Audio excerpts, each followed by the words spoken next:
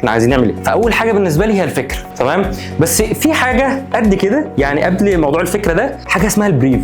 حد عارف يعني ايه بريف؟ يعني مثلا انا جيت لك قلت لك عايز اعمل فيديو لمحلاته بريميوم، بس هو الفكره كلها ان العميل بتاعك بيعبر على قدر فهمه. واحد هيجي يقول لك انا عايز اعمل فيديو لمطعم، فيديو عايز بقى ايه، هيشرح لك كده زي ما انا بقول لك كده، هيقول لك انا عايز اوري الناس الطعم بتاعنا، وان الاطباق نظيفه، وان المكان حلو، وان مش عارف ايه الكلام ده كله بريف، ده كله كلام. تاخد انت الكلام بقى اللي هو البريف ده تعمل ايه؟ بتصيغه على اي فكره ازاي ان انت هتوصل الهدف بتاع الكلاينت بتاعك او العميل، اللي هو ممكن يكون كلام مش مفهوم، كلام كله مش هيقول لك مثلا انا عايز فيديو لوكسجري بيوصل الفكره التسويقيه لكذا، مفيش عميل هيقول لك كده غالبا يعني، الا لو معاه ماركتنج تيم او يعني معاه حد بتاع ماركتنج تقيل فاهم اصلا يعني ايه بلان واستراتيجي والكلام ده. بس افرض انت ممكن مضطر تتعامل مع حد مثلا خلاص هو بيزك خالص، وعلى فكره ممكن يكون محل كبير عادي مش مشكله يعني فاهم، بس هي الفكره كلها ان هو بيعبر باسلوبه. فانت هتاخد الكلام ده تعرف ازاي توصله للهدف بتاعك عن طريق ايه؟ انت هتحدد الفكره. فاحنا اتفقنا ان احنا هناخد البريف من العميل وبعد كده نحوله لفكره. الفكره دي وليكن انا عايز مثلا اصور البرفيوم ده بحيث ان انا اوصل البرفيوم ده مثلا برفيوم ذكوري بيحطوا بقى رجال الاعمال بقى وهم